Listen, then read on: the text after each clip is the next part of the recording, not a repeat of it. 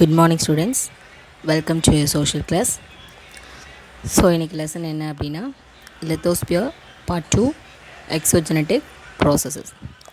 So ஜியாகிரஃபியில் நம்மளோட first lesson வந்து லித்தோஸ்பியர் 1 எண்டோஜெனட்டிக் ப்ராசஸஸ். இப்போ பார்க்க போகிறது எக்ஸோஜெனட்டிக் ப்ராசஸஸ். ஸோ லித்தோஸ்பியர் அப்படின்னாலே அபவுட் த லேண்டு, ஓகேயா.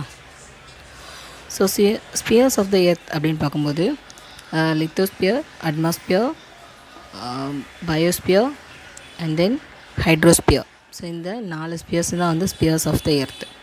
ஸோ லித்தோஸ்பியர் அப்படின்றது அபவுட் த லேண்ட், அட்மாஸ்பியர்ன்றது ஏரு, அண்ட் தென் ஹைட்ரோஸ்பியர் அப்படின்றது அபவுட் வாட்டர், பயோஸ்பியர் அப்படின்றது லிவிங் ஆர்கானிசம்ஸ். இது எல்லாமே. ஸோ நம்ம ஃபஸ்ட்டு இந்த லித்தோஸ்பியர் லேண்டோட பார்ட்டை தான் பார்த்துக்கிட்டு இருக்கோம். ஒன்று இன்டீரியர் ஆஃப் த எர்த்தில் என்ன நடக்கும், அப்புறம் outside of the earth. So இன்டீரியரில் என்ன நடந்துச்சு அப்படின்றத நம்ம ஃபஸ்ட் லெசனில் பார்த்தாச்சு. இன்றைக்கி பார்க்க போகிறது என்ன அப்படின்னா, அதாவது லேண்டோட அவுட்ரு பார்ட்டில் எக்ஸோஜெனட்டிக் ப்ராசஸஸில் என்ன மாதிரியான அதாவது சேஞ்சஸ் எல்லாமே நடக்கும் அப்படின்றது தான் வந்து இந்த எக்ஸோஜெனட்டிக் ப்ராசஸஸ். ஸோ இந்த லெசனில் நம்ம இன்றைக்கி அதோட எப்படி வந்து மாறுது, அதோட டைப்ஸ்லாம் என்னென்ன அப்படின்றத பற்றி பார்க்கலாம். So the earth is a dynamic system that undergoes various changes due to internal and external processes. So எர்த்தோட ஃபார்மேஷன்லேருந்தே உங்களுக்கு தெரியும். ஸோ எர்த்து ஃபார்ம் ஆன டைம்லேருந்து இப்போ வரைக்கும் எவ்வளோ சேஞ்சஸ் வந்து அதுக்குள்ளே நடந்திருக்கு அப்படின்றது நம்மளுக்கு நிறைய தெரியும். அதாவது நான் சொல்கிறது ஜியாகிரபிக்கல் சேஞ்சஸ், ஓகேயா. So the continuous interactions of these two processes controls the structure of the earth surface. அப்போ எர்த்தோட சர்ஃபேஸில் இந்த சேஞ்சஸ் நடக்கிறதுக்கு இந்த 2 ரீசன் தான். ஒன்று இன்டர்னல் சேஞ்சஸ், இன்னொன்று எக்ஸ்டர்னல் சேஞ்சஸ், ஓகேயா. So the external process are the consequences of solar energy and gravitational forces. அப்போது எக்ஸ்டர்னல் அதாவது வெளிப்புறமாக நடக்கக்கூடிய சேஞ்சஸ் எல்லாமே இந்த சோலார் எனர்ஜினாலையும் கிராவிடேஷனல் ஃபோர்ஸ்னாலையும் தான் மாறுது. Whereas the internal process are the outcome of the earth internal heat. அப்போது எர்த்தோட இன்டீரியரில் இருக்கக்கூடிய ஹீட்டோட வெளிப்பாடு தான் அதுக்கப்புறம் அதாவது இன்டர்னல் ப்ராசஸஸ். ஸோ எர்த்தோட அந்த கிராவிடேஷனை பொறுத்து என்ன செய்கிறாங்க அப்படின்னா, இதை வந்து 2 கேட்டகரியாக பிரிக்கிறாங்க. ஒன்று வந்து வெதரிங் அண்ட் வேவ் மூமெண்ட், இன்னொன்று கிராடேஷன் அப்படி சொல்லிட்டு பிரிக்கிறாங்க. ஸோ அதோட கேட்டகரிஸ் பற்றி தான் இன்றைக்கி இந்த லெசனில் பார்க்க போகிறோம். ஒன்று வந்து வெதரிங், இன்னொன்று கிராடேஷன். ஃபஸ்ட்டு நம்ம வெதரிங்னா என்ன, அதோட டைப்ஸ் பற்றி பார்ப்போம். Weathering is the breaking, disintegration and decomposition of materials of the earth crust by their exposure to atmosphere. So crust layer அப்படின்னா எர்த்தோட அவுட்டர் லேயர். இந்த அவுட்டர் லேயர் தான் நம்மளோட லேண்ட் பார்ட் அப்படின்னு நம்ம சொல்லக்கூடியது, சரியா. ஸோ இதில் அதனால் ஏற்படக்கூடிய பிரேக்கிங்காக இருக்கட்டும், இல்லை அப்படின்னா அதில் இருக்கக்கூடிய டிஸ்இன்டெக்ரேஷனாக இருக்கட்டும், ஏதாவது ஏற்படக்கூடிய பிளவுகள், ஸோ இந்த மாதிரி சேஞ்சஸ் டியூ டு வெதரிங்னால் நடக்குது அப்படின்னா அதுக்கு பேர் தான் வெதரிங், ஓகேயா. So these are 3 types of weathering. So அதாவது மொத்தம் வந்து 3 டைப் ஆஃப் வெதரிங் சொல்கிறாங்க. ஒன்று வந்து ஃபிசிக்கல் வெதரிங், ரெண்டாவது வந்து கெமிக்கல் வெதரிங், இன்னொன்று பயாலஜிக்கல் வெதரிங். ஸோ இந்த 3 டைப்பில் தான் வெதரிங் அப்படின்ற சேஞ்சஸ் வந்து நடக்குது. அதாவது எர்த்து சர்ஃபேஸில் 2 வகையான சேஞ்சஸ் சொல்கிறாங்க. ஒன்று வெதரிங், இன்னொன்று கிராடேஷன். இப்போ வெதரிங்கோட டைப்ஸ் சொல்லியிருக்கோம். Physical weathering. So it is the breakdown of rocks without changing their chemical composition through the action of physical forces. So physical அப்படின்னாலே வந்து நார்மலாக ஜென்ரலாக நடக்கக்கூடியதுன்னு இருக்கும். ஸோ ஃபிசிக்கலாக ஒரு ராக்ஸில் வந்து சேஞ்சஸ்ஸு நடக்குது, டியூ டு த ஃபோர்ஸஸ்னால் நடக்குது அப்படின்னா அதுக்கு பேர் வந்து physical weathering. So the constant freezing and thawing of rocks during the night and day leads to the expansion and contraction of rocks. இப்போ ராக்ஸ் எடுத்துக்கிட்டோம் அப்படின்னா, இப்போ வந்து ஃபார் எக்ஸாம்பிள் இப்போ ஹிமாலயஸ் ராக்ஸ் எடுத்துக்கிறோம் அப்படின்னா அது வந்து எப்போயுமே கூலிங்காக இருக்கும். இப்போ நம்மளோட சவுத் சைடில் இல்லை அப்படின்னா அந்த டெசர்ட் ரீஜன் டைமில் பார்த்திங்க அப்படின்னா அது எப்போயுமே வந்து டூ ஹாட்டாக இருக்கும். ஸோ டே டைமில் ஹாட்டாகவும் நைட் டைமில் கூலாகவும் இருக்கும். ஸோ இந்த சேஞ்சஸ் வந்து கண்டினியூஸாக நடக்கும்போது கண்டிப்பாக அந்த ராக்ஸில் வந்து சேஞ்சஸ் நடக்கும். ஏன் அப்படின்னா அது வந்து பகல் நேரத்தில் வந்து விரிகிறது, நைட்டில் சுடுங்கிறது. ஸோ இந்த மாதிரி வந்து அது மாறி மாறி நடந்துக்கிட்டே இருக்கும்போது என்ன ஆகும் அப்படின்னா கண்டிப்பாக அதில் வந்து சேஞ்சஸ் நடக்கும். ஸோ இப்படி அதுக்குள்ளே சப்டிவிஷன் அந்த ஃபிசிக்கல்லையுமே வந்து உனக்கு சில கேட்டகரிஸ் வச்சு ஒன்று கொடுத்துருக்காங்க. So cracks are formed and disintegration occurs eventually. So அப்போ அது ஃப்ரீக்வெண்ட்டாக நடக்கும்போது என்ன ஆகும் அப்படின்னா அந்த ராக்ஸ்குள்ளே கிராக் மாதிரி உழுக ஆரம்பிக்கும்.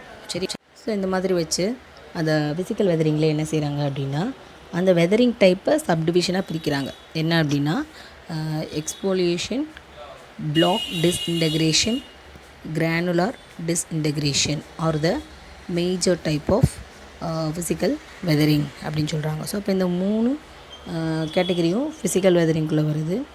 ஸோ இனி அடுத்து நம்ம இந்த எக்ஸ்போலியேஷன், பிளாக் இன்டகிரேஷன், கிரானுலர் இன்டகிரேஷன்னா என்னென்ன அப்படின்றத பற்றி பார்க்கலாம். ஃபர்ஸ்ட் இந்த ஃபிசிக்கல் வெதரிங்கோட எக்ஸ்போலியேஷன். ஸோ எக்ஸ்போலியேஷன் அப்படின்றது the alternate heating and cooling on rounded rock surfaces lead to the peeling of rocks layers by layers like a onion. So this is called exfoliation. Sheeting and shattering are the other forms of exfoliation. So exfoliation அப்படின்றது வந்து அதாவது heating and cooling கண்டென்ட்னால அந்த rocks வந்து என்ன செய்யுது அப்படின்னா அதாவது feeling மாதிரி. இப்போ எப்படி வந்து ஒரு ஃப்ரூட்டில் இல்லை ஒரு வெஜிடபிள் வந்து அந்த தோலை வந்து எடுக்கிறோம். ஸோ அந்த மாதிரி வந்து அந்த ராக்ஸ்லேருந்து அந்த லேயராக பிரிகிற மாதிரி வர்றது தான் இந்த எக்ஸ்போலியேஷன் அப்படின்னு சொல்கிறாங்க. ஸோ இந்த பிக்சரில் பார்த்திங்கனாலே தெரியும், அதாவது சின்ன சின்ன லேயர்ஸாக அது வந்து கட் ஆகும். ஸோ இந்த மாதிரி ஃபிசிக்கல், அதாவது அந்த ராக்ஸ் அப்படின்றதோட ஃபிசிக்கல் கண்டென்ட்டில் சேஞ்ச் நடக்கிறது தான் எக்ஸ்போலியேஷன் டைப். ஸோ இந்த எக்ஸ்போலியேஷனே வந்து 2 கேட்டகரியில் வந்து இருக்குது. ஒன்று வந்து ஷீட்டிங், இன்னொன்று ஷேட்டரிங் அப்படின்னு சொல்லிட்டு சொல்கிறாங்க. சரியா? அடுத்த ஃபிசிக்கல் சேஞ்சஸ் பார்த்திங்க அப்படின்னா granular disintegration. So granular disintegration takes place in crystalline rocks where the grains of the rocks become loose and fall out. So this is due to the action of temperature. So இந்த பிக்சரை பார்த்திங்கனாலே உங்களுக்கு தெரியும், அதாவது அந்த ராக்ஸில் வந்து holes மாதிரி உள்ள விழுவும். ஆனால் அதுக்கு வெளியில் இருக்கிற ராக்ஸுமே பார்த்திங்க அப்படின்னா அந்தளவுக்கு வந்து ஹார்டாக இருக்காது, ஒரு மாதிரி தூள்தலாக போயிடும். ஸோ இந்த மாதிரி கிறிஸ்டலாக இருக்கக்கூடிய ராக்ஸ் எல்லாமே ஒரு கிரெயின்ஸாக, அதாவது தோள்களாக மாறுறதுக்கு பேர் தான் வந்து கிரானுலர் டிஸ்இன்டகிரேஷன். ஸோ இதுக்கு மெயின் ரீசன் என்ன சொல்கிறாங்க அப்படின்னா ஆக்ஷன் ஆஃப் த டெம்பரேச்சர். அப்போ டெம்பரேச்சர் வேரியேஷன் தான் இதுக்கு மெயினான காசாக இருக்குது. 3வது ஃபிசிக்கல் சேஞ்சஸ் பார்த்திங்க அப்படின்னா பிளாக் டிஸ்இன்டகிரேஷன். ஸோ அதாவது பிளாக் வைஸாக பிரிகிறது தான் வந்து பிளாக் டிஸ்இன்டகிரேஷன். அந்த பிக்சரில் பாருங்கள், அந்த ராக்ஸ் வந்து என்ன அப்படின்னா அப்படியே லேயர்ஸாக சின்ன சின்ன பிளாக்ஸாக வந்து கட் ஆகிருக்கும். So repeated expansion and contraction of rocks during day and night respectively causes stress on the joints of the rocks which results in block disintegration. அப்போது இந்த டே அண்ட் நைட்டில் வந்து அதோட சேஞ்சஸ் வந்து ரெகுலராக இருக்கனாலேயே என்ன ஆகுது அப்படின்னு கேட்டிங்க அப்படின்னா இந்த மாதிரி அந்த ராக்ஸ் வந்து என்ன ஆகுதுன்னா சின்ன சின்ன பிளாக்ஸை வந்து பிரிய ஆரம்பிச்சு அதோட ஜாயிண்டில் தான் அதோட எஃபெக்ட் வந்து அது காமிக்குது. ஸோ இந்த மாதிரி ராக்ஸ் வந்து அதாவது பிளாக் வைஸாக பிரிகிறனால தான் இது என்ன சொல்கிறாங்க அப்படின்னா பிளாக் டிஸ்இன்டகிரேஷன் அப்படின்னு சொல்கிறாங்க. ஸோ இந்த 3 தான் வந்து நம்மளுக்கு ஃபிசிக்கல் வெதரிங். சரியா? ஓகே. ஸோ நெக்ஸ்ட்டு பார்க்க போகிறது என்னென்னா கெமிக்கல் வெதரிங். அப்போ ஃபிசிக்கல் வெதரிங் பார்த்தாச்சு, கெமிக்கல் வெதரிங் அதாவது வெதரிங்கில் தான் இப்போ பார்த்துக்கிட்டு இருக்கோம். ஃபிசிக்கல் முடிச்சாச்சு, இப்போ கெமிக்கல். ஸோ கெமிக்கல் வெதரிங் இதுக்கு காரணம் என்ன சொல்கிறாங்கன்னு பாருங்கள். Disintegration and decomposition of rocks due to the chemical reaction is called as chemical weathering. ஓகேயா? ஸோ இந்த கெமிக்கல் வெதரிங் பார்த்தீங்க அப்படின்னா கெமிக்கல் வெதரிங்கிறது வந்து this is predominantly high in the hot and humid regions such as equatorial, tropical and subtropical zones. So chemical weathering take place through the process of oxidation, carbonation, solution and hydration. So due to the chemical effect நால நடக்கிறது தான் வந்து chemical weathering. So இதோட types பார்த்தீங்க அப்படின்னா oxidation, carbonation, solution and hydration. So எப்படி நம்ம physical வெதரிங்கில் வந்து சில டைப்ஸ் பார்த்தோமோ அந்த மாதிரி இந்த கெமிக்கல்க்குரிய சேஞ்சஸ்க்கு காரணமாக இதை தான் சொல்கிறாங்க. So the agents of chemical weathering. So எதெல்லாம் வந்து அதுக்கு காரணிகளாக இருக்குது அப்படின்னு பார்த்தீங்கன்னா oxygen, then carbon dioxide, and then hydrogen, and then water. So இந்த 4 எலமெண்ட்டும் பார்த்திங்க அப்படின்னா நம்மளுக்கு கெமிக்கல் வெதரிங்க்கு காரணமாக இருக்குது. ஓகேயா?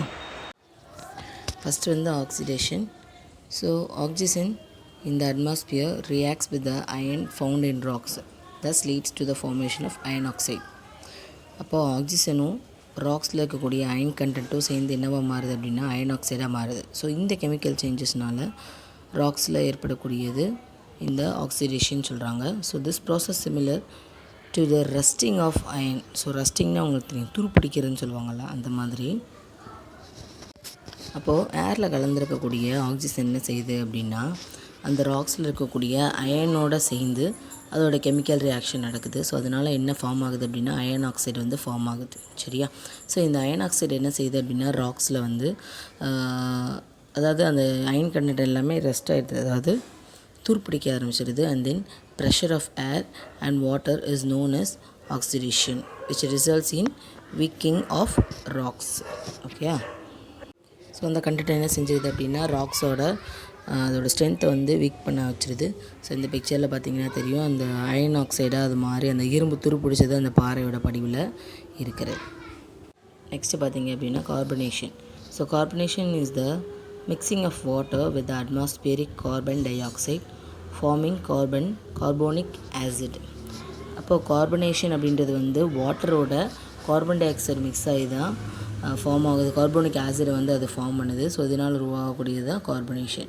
So carbonation is important in the formation of caves in limestone region. So caves அப்படின்றது குகைகள் அப்படின்றது உங்களுக்கு தெரியுது. ஸோ இந்த மாதிரி கேவ்ஸை ஃபார்ம் பண்ணுறதுல மெயினான கெமிக்கல் ரியாக்ஷன் எதுன்னு பார்த்திங்கன்னா இந்த கார்பனேஷன் தான். ஓகேயா? So when the carbonic acid reacts with the carbonate rocks, the rocks get disintegrated. So இப்போ கார்பனேட் கலந்துருக்கக்கூடிய ராக்ஸில் இந்த கார்போனிக் ஆசிட் வந்து ரியாக்ட் பண்ணும்போது என்ன ஆகுது அப்படின்னா அந்த ராக்ஸை வந்து டிஸ்இன்டெகிரேட், அதாவது செப்பரேட் பண்ணுது. ஓகே, அது வந்து கேவ்ஸுக்கு. தென் சொல்யூஷன்னு சொல்கிறாங்க. So the dissolution of rock substances in water which in the loosening of rock particles. This in turn breaks down the rocks. So solution அப்படின்றது வந்து dissolution of rock substances in water. So இது என்ன செய்யும் அப்படின்னா அந்த வாட்டரில் வந்து பார்த்திங்க அப்படின்னா சில பார்ட்டிகல், அதாவது H2O அப்படின்னு சொல்லுவாங்க, ஹைட்ரஜன் ப்ளஸ் ஆக்சிஜன். ஸோ அந்த பார்ட்டிகல்ஸ் வந்து செப்பரேட்டாக பிரிகிறனால என்ன ஆகுது அப்படின்னா அந்த ராக்ஸும் வந்து செப்பரேட்டாக பிரேக் ஆகுது. அடுத்தது பார்த்திங்க அப்படின்னா hydration. So absorption of water into the mineral structure, certain chemical in rock in large in size in humid conditions. So ராக்ஸில் வந்து பார்த்திங்க அப்படின்னா அந்த பாறைகளுக்குள்ளே அந்த வாட்டர் கண்டென்ட் அப்படின்றது வந்து இருக்கும். ஸோ அதில் இருக்கக்கூடிய அந்த மினரல் ஸ்ட்ரக்சர் வந்து என்ன ஆகுது அப்படின்னா செப்பரேட் பார்ட்டிக்கலாக மாறும். So these mineral found in the rocks swell and this result in the development of cracks and the rocks were wears down. So this type of weathering is call hydration. So இந்த hydration process மூலமாக, அதாவது hydrogen கண்டென்ட்னால ராக்ஸில் இருக்கக்கூடிய changes வந்து என்ன சொல்கிறாங்க அப்படின்னா இதை hydration அப்படின்னு சொல்லிட்டு சொல்கிறாங்க. ஸோ இது வரைக்கும் இருக்க வந்து என்ன அப்படின்னா கெமிக்கல் வெதரிங். சரியா? அப்போ ஃபிசிக்கல் வெதரிங் முடிச்சாச்சு, கெமிக்கல் வெதரிங் முடிச்சாச்சு. அடுத்து பார்க்க போகிறது இந்த biological weathering. So biological weathering occurs due to the penetration and expansion of plant roots, earthworms, burrowing animals அப்படின்னு நீங்கள் எதை சொல்கிறாங்கன்னா rabbits and rats and some human activities. அப்போ பயாலஜிக்கல் அப்படின்னாலே வந்து பிளான்ட்ஸ், அனிமல், ஹியூமன்ஸ், இந்த மாதிரி லிவிங் ஆர்கானிசம்ஸ் தான். ஸோ இந்த லிவிங் ஆர்கானிசம்னால் அந்த ராக்ஸில் வந்து ஏற்படக்கூடிய சேஞ்சஸ் எல்லாமே என்ன சொல்கிறாங்க அப்படின்னா பயாலஜிக்கல் வெதரிங் அப்படின்னு சொல்லிட்டு சொல்கிறாங்க. இந்த பிக்சர் வந்து பயாலஜிக்கல் வெதரிங்க்கு எக்ஸாம்பிள். அப்போது எக்ஸோஜெனட்டிக் ப்ராசஸில் வந்து 2 டைப் பார்த்துட்ருக்கோம். ஒன்று வந்து வெதரிங், இன்னொன்று கிராடேஷன். அப்போ வெதரிங் நம்ம physical weathering, chemical weathering, biological weathering சொல்லிட்டு 3 முடிச்சாச்சு. இப்போ 2வது பார்ட்டான கிராடேஷன். சரியா? ஸோ இப்போ கிராடேஷன் என்னென்னு பார்ப்போம். So gradation is the process of leveling of lands by means of natural agents like rivers, grounds, water, winds, glaciers and the sea waves. இப்போ நேச்சுரல் ஏஜென்ட்ஸ் மூலமாக அந்த லேண்ட் ஃபீச்சர்ஸ் ஏரியாஸை வந்து ஒரு certain ஷேப்ஸை வந்து create பண்ணுறதுனால தான் இதை பேர் என்ன சொல்கிறாங்க அப்படின்னா கிராடேஷன் அப்படின்னு சொல்லிட்டு சொல்கிறாங்க. ஸோ அதுக்கு முன்னாடி ராக்ஸ்லாம் பார்த்தோம் அப்படின்னா அதில் ஏற்படக்கூடிய சேஞ்சஸ் அப்படின்னு சொல்லிட்டு பார்த்தோம். அந்த கிராடேஷன் அப்படின்றது நேச்சுரல் ஏஜென்ட்ஸ்னால் அந்த லேண்டில் ஏற்படக்கூடிய சேஞ்சஸ் தான் வந்து நம்ம பார்க்க போகிறது.